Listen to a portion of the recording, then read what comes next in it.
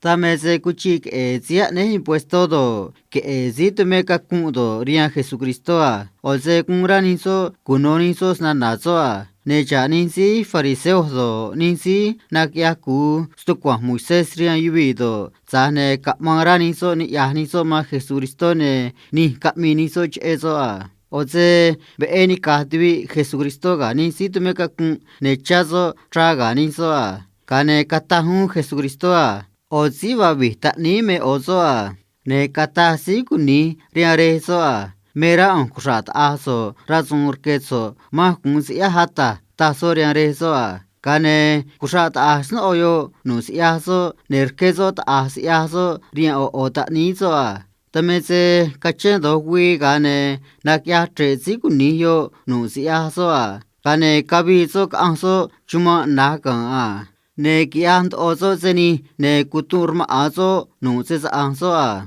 kisi kutunzo no ses anso kane kachent oshna chumayo ne kunch ezo kirant ozo zanyu ne kinant orkezo ne tabajado se chariazo chazo ama tameze katuzo ria ozijan chumayo ne kane zijan chumayo sunriazo kanso se rancho zijan yo kutumezo shka tameze Owi ne nuchurazo ne kunch ezo shkaso cuenta ne nanungrazo rezo a ne kungrazo mand o se chariare ne ma se charia se mosore hunga na chuma ne na re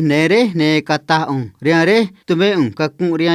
ne tume kakun ria so ata ta che kata so se va ta ni so me kwano ama ma se kiya so sent o ne kun mosoria so kiya so rowa kata riare kungrasi kunihyo a kane kabi sok anso re nere so a tameze kant oba so chezo ne kin ere so maso ne kunu end orare so ni yaso mata ni so a ne kunare so ndare na so ne na yare so maso ne katront ware so maso a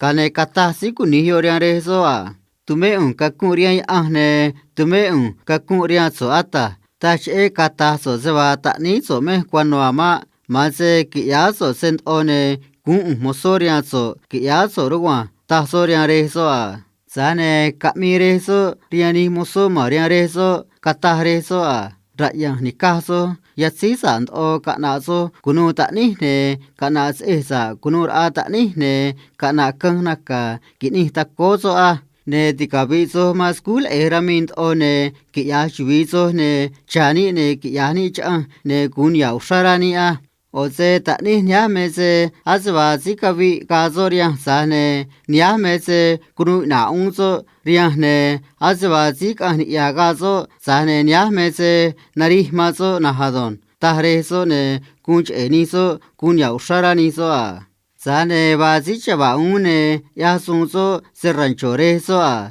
tameze nani kezi chaba yo ne ga kini tunzo be ne kunozo se va atrant o miska trado se va rant o ibido a kane kana kunzi chaba yo ma o moso ne kana o mosoria zo ne shna an so ma moso a meche ya ni changa ta soria moso yo a kane kata mosoria zo ta kune kamarazi chaba ne nabe hushara zo katuzo rabe ama ne cheda kuria re zo kami zo ga ta ni zo zi chaba a kane nakure zo ma zo kana zo a sane kata soria re zo a unya meze a kizik e yo kya sun ria zo nya ne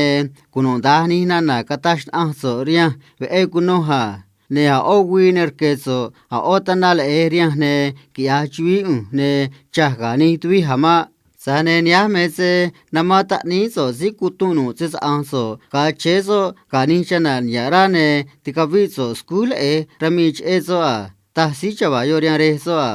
kane katare so rian so a mase so meze onne so ka unare ne nu razons ya mes ya so re zane bach e gunyarani kanama tinu so re oze tinu so ro azba ozi kabi kazoria zane nyame kunu na unso ne azba ozi kani ya gazoria zane kwano nyame se anari mazo na hadon tahre so ria zichaba yo a che da ba che ki ya ni cha che ze namazo adon. Beda kizi cuento na no Jesucristo ni so a.